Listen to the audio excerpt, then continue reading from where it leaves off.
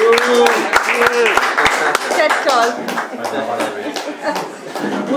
read a poem that I've read before here, but I won't mind what it is. It's a poem that I wrote outside in Croom County, Limerick, in the old rectory.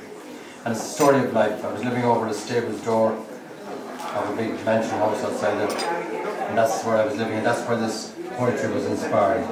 It's kind of a meandering of life, and I'll read it for you and you can make up your own minds about it. Morning thoughts at the old rectory. Once more we are alone.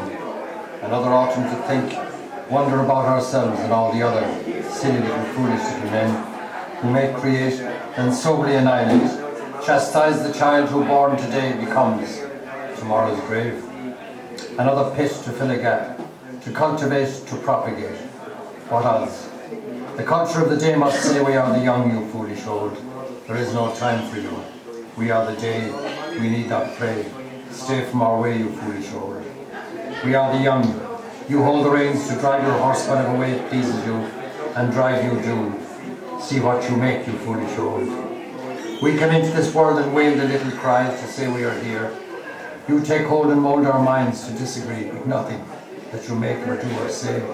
So we become like you, or pay the price to disagree, you foolish old. We are the young. No God no more. No time for thinking so. No time for even looking at ourselves and looking at the world that makes this so.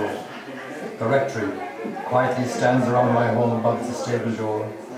A winding stairs of pine, fruit of labour in a time gone by, leads to my dormitory of smiles. To lose my sense of humour, when clouds cover the morning sky and show no star, but laden down with rain and wind, beat hard on the window panes of life. Covering in the river making it flow in different ways, across the cattle fields and roads. The children use the puddles and the muds to drive their muddled mothers mad. To lose my sense of humour, when the white frost of winter and snow lie across the sill and cling to the ravine, in and out, like a renoir, crossing the papal thing. The cold and misery of this bloodless fling, that spring and summer may come and bring some change, to lose my sense of humour. Still the rectory quietly stands around my home above the stable door, the harbour of the fishing boats of morning thoughts. Rests at times from the rousing tears of a tempest storm, lost a while in the still grey mist of an ocean calm.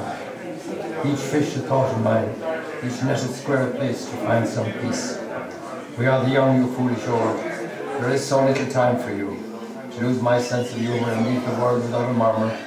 The rectory quietly stands. There are no bands, no parade, no polished brass of noise to ease the din that heckles at me from within. All the while I stay alone, another autumn to sit and think.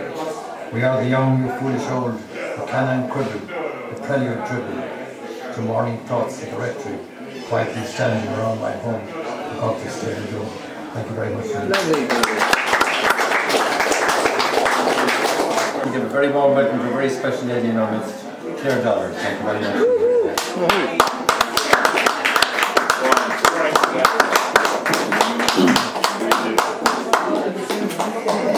I'm Clare, way to go. That's great, yeah.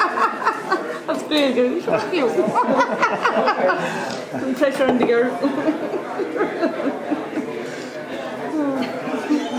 I had nothing to read tonight and I wasn't going to come up, but I was just thinking below there, surely I must know one poem off by heart. So I thought of two. You know it doesn't, sure. The only thing is I learned them when I was about 7. But I say them anyway.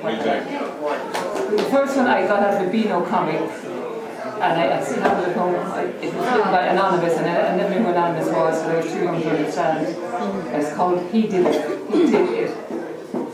Some people said that it couldn't be done, but he, with a chuckle, replied that maybe it couldn't, but he would be one who wouldn't say so till he tried.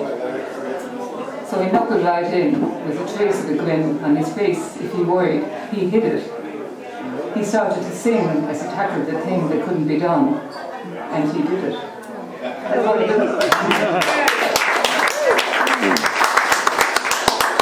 This other one my mother taught me. I think I was probably about 7 or 8, but it always stuck in my mind.